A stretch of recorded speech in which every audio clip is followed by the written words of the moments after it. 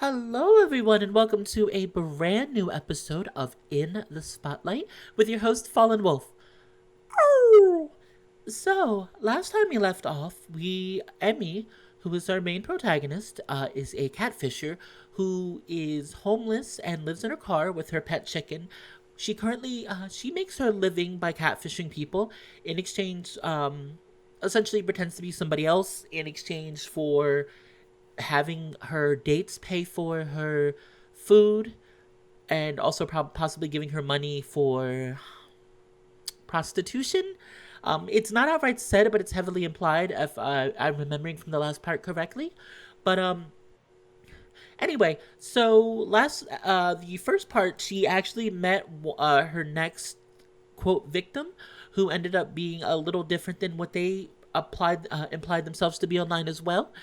Me personally, I think they looked very cute, but so they were a bit more understanding. They seemed very curious to know a bit more about Emmy's actual personality, and unfortunately, Emmie kind of felt hurt that she tried to lie to this person, and she kind of ran off to her car, which is currently on the outskirts of the town that she's in. I don't remember the name, unfortunately, but it was a little bit kind of like that.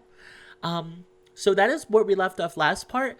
Also, towards the end of that last part, chapter 1, we also witnessed some stranger who was spying on Emmy's car from a distance.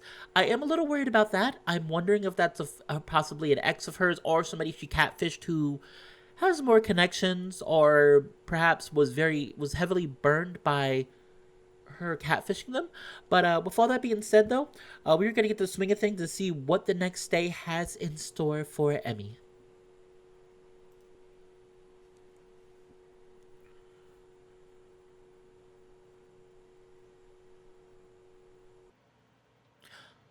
Fuck.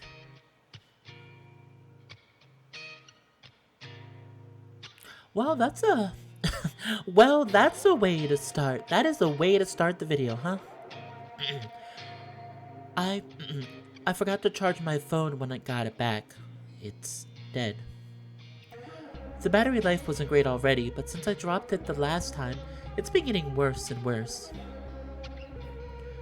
I don't think I have enough gas to waste on charge anyway. I think it's time to find a place in town that lets you recharge for free. I let Henny out to do her business and peck around. Where did I started looking around the car, lifting up my makeshift bed, twisting the cooler around, lifting up Henny's bed. Oh no. As I let out a loud groan of exasperation, Henny jumps in surprise. Henny, I seem to have lost the charger. After doing a full sweep of the car, I managed to find a whopping $4.65 and change, but still no charger. Great. I'll be lucky if a charger even exists for this thing anymore. Sighing, I put my phone away in my side pack, along with the money, and shoved everything else back into the car, aside from a little bubble backpack I got from a thrift store. I don't want to leave Henny behind today, not with the mess I've made in the car. It's about time to deep clean it anyway. As I carefully place Henny into her bubble pack, I notice a $1 bill poking from under my tire. Kind of an odd place for a bill to get stuck under, but maybe it blew in from town? Oh well, don't mind if I do. Well, come on, Henny. Let's see how much this shit costs nowadays, and hope it costs less than $5.65. If we're lucky, we might find some change on the street. It wasn't long before we're making our way through the park again, Henny cheering contentedly in the pack. I thought you would be more upset about being in your bag again.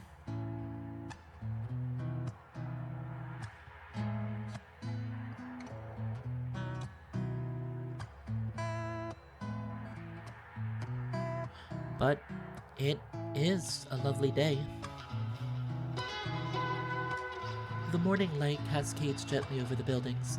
They're basically shoulder to shoulder, and the street is just small enough for 2 cars to go through. There are a couple of cars parked near the sidewalks despite this, but there's essentially no traffic, so I imagine it's accepted within reason.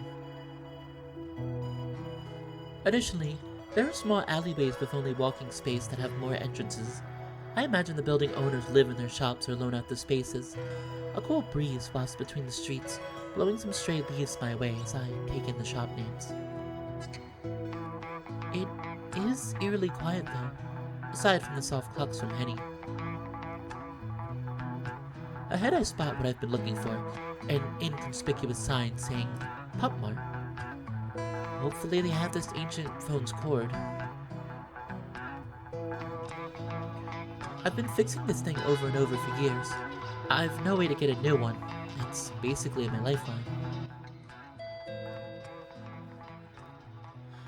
As I enter the mini-mart, I'm relieved to find it mostly empty. I forgot to spray myself with Muscovy this morning, and my breath is horrifying. The fish from last night was delicious, but it left a lasting impression in my mouth. The last thing I want to worry about is offending some stranger and getting kicked out. While sneaking around, I realize I'm being watched. A fellow dog lady at the counter watches with this empty half-smile, head tilted toward me as I move around the shop.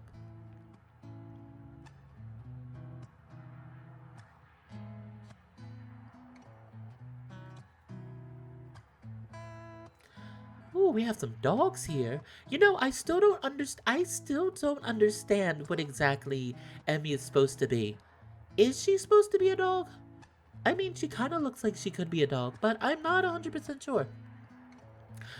She has an expression that you'd expect from someone who's being paid to be kind, but isn't happy to be here.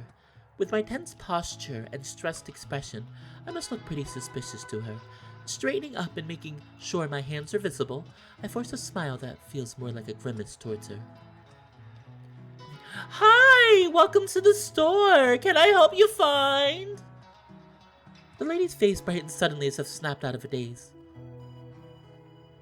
Oh my goodness, is that a Silky? I nod carefully, tensing slightly at Henny being noticed. Yeah, she is. I didn't have anywhere to put her, so I brought her with me. I hope that's okay. I love them! Look at that fluff! What's their name? Can I see them? She comes out from behind the counter towards me. I immediately freeze, knowing what's coming next. Whoa, they're so... Her voice cuts off mid-sentence, and I notice her nose twitch ever so slightly. Damn it. She blushes and puts a finger as she takes a few steps over to the end cap of the aisle. Before I can tell what she's doing, she comes back, a pack of gum and a can of strong deodorant in her paws. Oh, that's all. I'm sorry, I have a really sensitive nose. It's not you, it's me.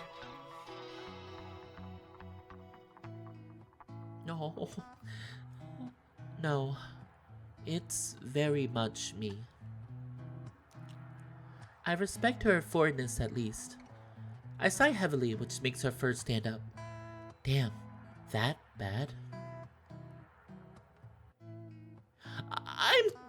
Oh, so that's Emmie. I'm sorry, I've been on a long trip and... it's okay, please, take them. Again, not trying to be rude, I don't want you to feel like you need to explain yourself.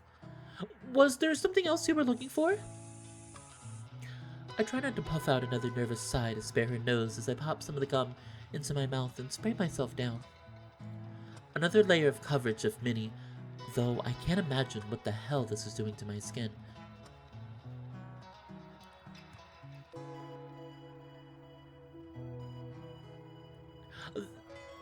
Thank you! She smiles again, her eyes drifting noticeably to Henny and her ball. Her name is Henny. I've had her for years now. Now that my horror scent has been adequately masked, the dog inches closer, her eyes wide and amazed by my puffball. Henny! Hi! My name is Maggie! She's basically leaning on my shoulder now. No personal space left. I might not smell as bad, but I'm still filthy, and not a fan of being touched. I take a couple steps away to regain some mental clarity. Anyway... I was looking for a phone charger for this. I hold out my phone to her. Looking through this place on my own would be annoying, so now that I've been caught and embarrassed already, I might as well take the help and avoid the struggle. Maggie grabs the phone out of my hand and eyes the charging port. Ah, yes! Right on that end cap over there! She wanders off to another aisle, and I spot her with a pink one that matches my phone case. She rings it, the gum, and the deodorant up, and then swipes what I can only guess is her card. I follow the hyper dog to the checkout, a bit winded by her energy.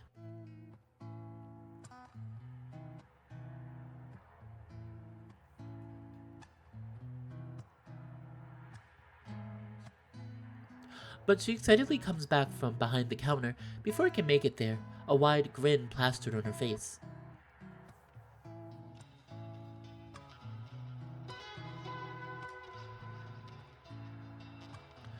In exchange, we should go on a date, and you better bring Henny. Before I can answer, she holds a finger up, then puts a card along with the other items in my side bag.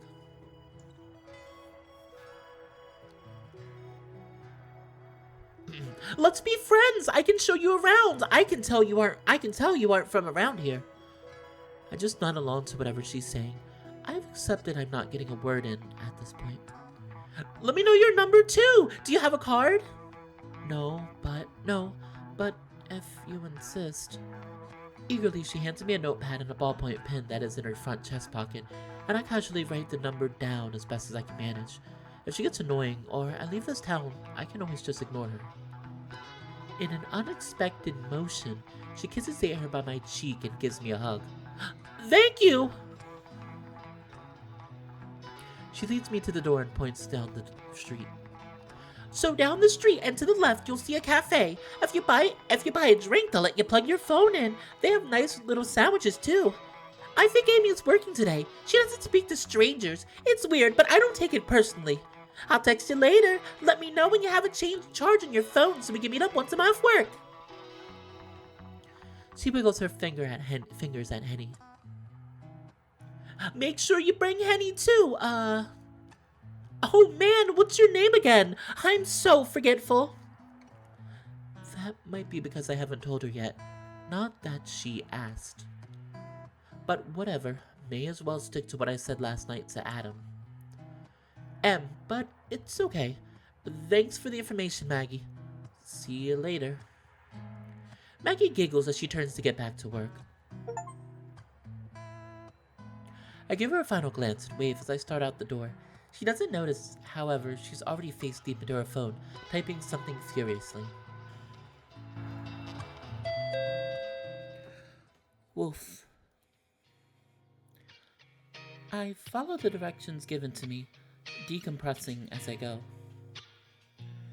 I'm trying not to replay the look of disgust on Maggie's face again and again.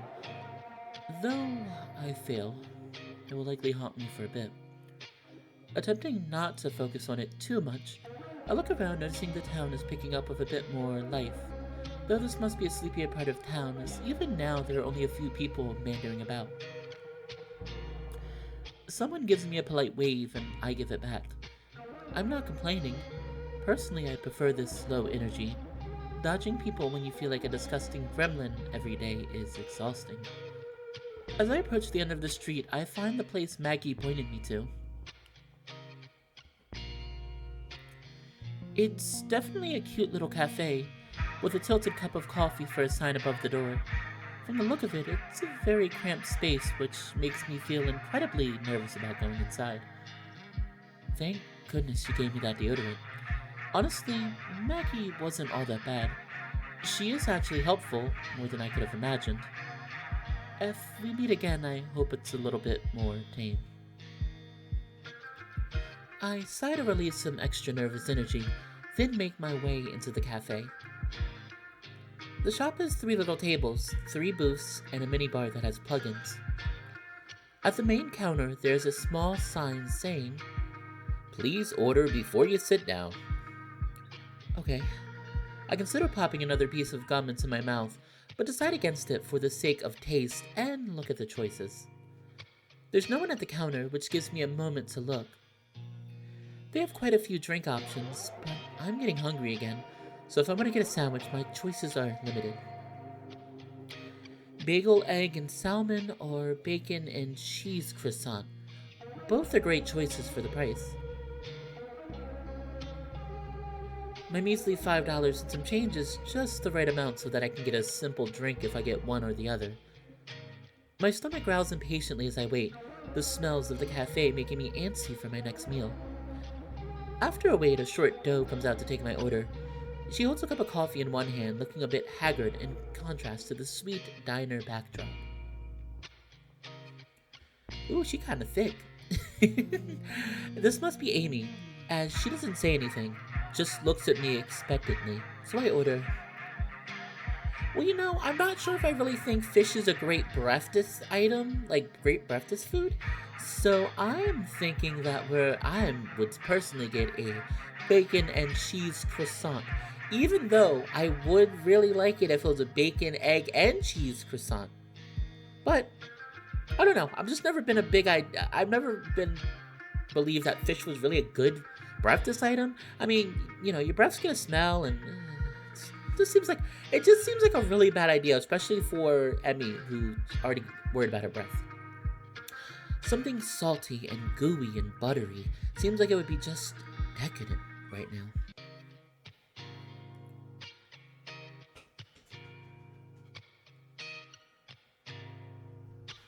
And to drink? Oh, we gotta go with tea. Oh, we gotta go with tea. I don't like coffee. I'm not a coffee girl at all. I don't like coffee. Sometimes I'll drink the iced stuff, but usually almost never drink coffee. Hot chocolate's pretty good, but I only save that for like winter season, which is now, but tea is my go-to. I can drink hot tea like anytime. Iced or hot, but like hot tea, like with some lemon, a little bit of honey. Oh, so good. So good. Oh my gosh. Actually, funnily enough, at my job, I drink tea every morning, because it is really good for like helping to lubricate your throat, which is definitely one of the reasons I drink it. And just generally, I like lemon tea. I think tea with a little bit of lemon and some honey in it is so good. That's me personally. I don't know. What do people here like more, coffee or tea? Do I have more coffee drinkers in the chat, or do I have in the chat? Oh my gosh, I think I'm streaming. Do I have more coffee or tea people here? Tea is so calming. I love the bitter flavor. I could use something calming to start the day. Yes, Emmy knows what I'm talking about. Emmy knows what I'm talking about. Definitely. Tea. Amy nods in approval and hands me a selection of tea bags. Then she turns to fill up a mug with hot water. I pull out a bag of lemon mix. It has a wonderfully potent aroma. When the mug is set in front of me, I get right to steeping it. When it's ready, I take a moment to enjoy the scent of the steam before blowing on it to a proper temperature. A good start to the day. After I hand over my life savings, Amy gives me my drink, then walks into the back to make my food. I stand there awkwardly for a minute, sipping my drink. I guess I'm not getting a receipt. I eke over to the bar with the chargers. I have to use the restroom, so I set my bag down on top of my phone as I skip over to the bathroom. I tuck Henny under my arm on my way over. I never leave her alone. When I come back, I see my phone is already 15% charged. Wow, my old charger was garbage. I set Henny on my lap and she coos contently. The doe has left my food next to my bag along with a glass of water, already going into the back room again. The food looks really good for a coffee shop. I expected something tossed in the microwave and brought out in a bag, but it is laying out nicely on a plate.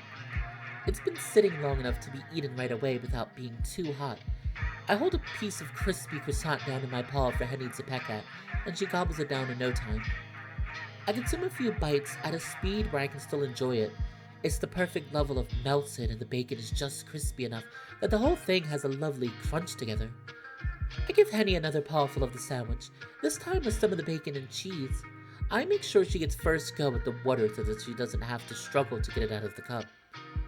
It's a nice, refreshing end to the meal. And now that we've finished, my phone is at 45%, so I turn it on. I pet Henny while I watch it light up as the phone loads up. Shockingly, I get a flurry of blings from my phone. I didn't expect to have my phone blow up in such a short period of time. I turned off the flame push notifications, so what? There's a nested message stack of 15 messages that starts with, "Hey Em, I'm so glad that we got to meet. This is Maggie from..." Oh boy. My finger hovers over the message notifications.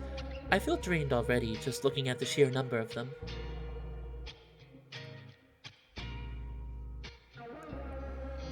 I stop long enough to look at the single nested message chain from All Wolf 69. I open that one first. "Hey, I don't know what happened, but I'm sorry if I scared you. I know it's not my place, but please visit Marge if you need help." There's a little edited note next to each sentence. I can only imagine how many times they must have been changed. I feel bad for leaving him like that. I open the chat and start typing, but delete each sentence. What good would it even be to explain? As I go to set the phone down again in defeat, Emmie. Seeing my full name on here feels like someone has stabbed me through the back with a hot poker. My heart begins beating so hard it makes me wheeze as my eyes bulge at the words on screen. Answer me, Emmie. All of the color drains from my face. I'm getting these messages live. I know where you are, Emmie. He knows where I am. I'm gonna ruin you, Emmie. Oh, I have to run. I'll eat that stupid chicken of yours too, Emmie. I have to leave. I quickly collect Henny into her backpack, toss her onto my back, and sprint. I don't care who lives here. I don't care how nice everyone is. I need to go now. I can't do this again. I can't let him find me again. I need to get back to the car. We need to move. I need to get back to the car. I was about to speak it again. I rush through town, heading back to my only safety net. The only place that I know where I can just sit for a moment and think of where we can even go next. Nothing else matters in this moment. I must look like a crazy person flying past the people wandering the streets now. I just gotta make it through the park and then I stop. It's gone. I stand on the edge of the parking lot. My knees try to buckle, but I stay upright somehow. I readjust Henny's bubble onto my back as I practically limp to my empty parking spot. My car, it's gone. I look around wildly. There are no towaway signs or rules against parking at this time of day. Nothing that makes any sense to me. Then as I get closer to where my car used to be, I spot it. A little note tucked into a crack in the parking bumper where my car had been. You took everything from me. It's only fair that I return the favor. Oh. I fall to my knees, scraping them on impact. The worst thing that could have happened just has. Now what? I have to hold myself together. Freezing isn't going to help right now. I can't stay here. This is exactly where he would watch me. This is exactly where he must be right now. With my heart pounding in my ears, I clutch Henny to my chest and run. But to where? I don't know how he found me. I don't know how he took the car. I'm sure I locked it. I'm so stupid. I'm so stupid. I barely take in what's around me as I run. Henny cries out furiously in confusion as she's knocked around, but I just have to keep running. As I come back to the main road, I skid to a stop. My eyes are likely bugging out as I force myself to identify my surroundings. I'm feeling my grip on reality slip away the longer I'm out in the open.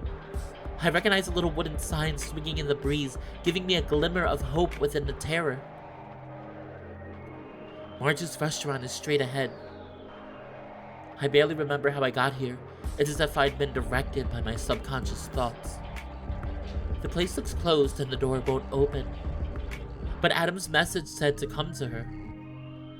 Desperately, I bang on the door, hoping I'm wrong and that she's somehow right behind it. But I may as well be banging on a wall.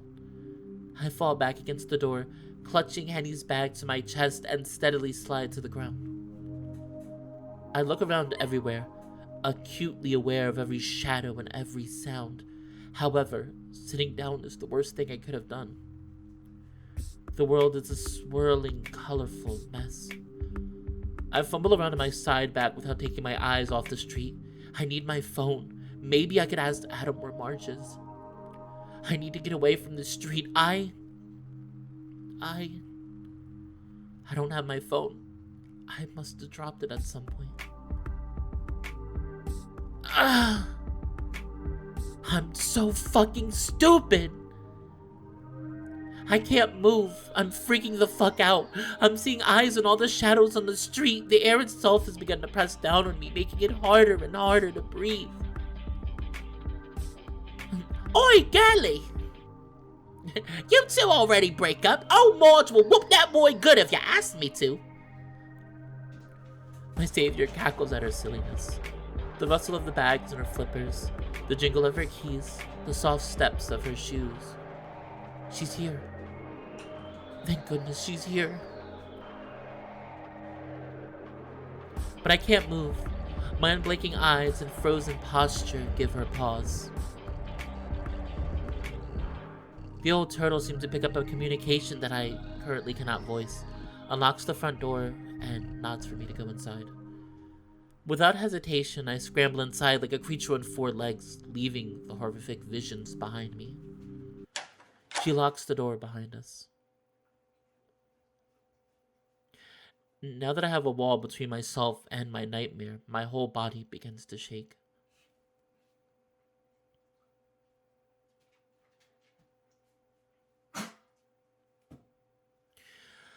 Wow, I think I am gonna stop here. I think this is a perfect point to stop. Um, there is a lot that just happened just now. So, almost positive information that it seems like this guy that is, I'm assuming it's going to be a man is searching for Emmie is either a ex, or they possibly could be a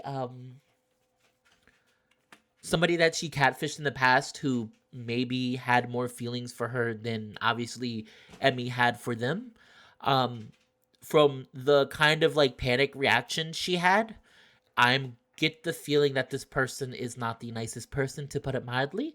I would even go as far to say they possibly abused her, whether it was mentally or physically. I don't know. I'm sure that is something that will be mentioned as the story continues, but just from her reaction alone, I feel like it is probably something that wasn't the greatest. Hopefully though, I'm hoping Marge seems like she's a sweet woman, very sarcastic, but a very sweet woman. And I'm hoping that hopefully with that situation, Marge will be able to help her in some way, whether it's to give her some money or whether it's to possibly give her a place to stay temporarily. Because Emmie lived in her car and now her car is gone. Somehow this man apparently towed her car, took her car, whatever he did to her car. So I'm curious to see where exactly will happen now. But yeah, I want to thank everyone so much for watching this video. I really have been enjoying reading through this visual novel. I am hoping to continue it on at some point in the future, which should be soon. Next video, though, will definitely probably be more Super Lesbian Animal RPG. So there's going to be that video. But with all that being said, this has been Fallenwolf.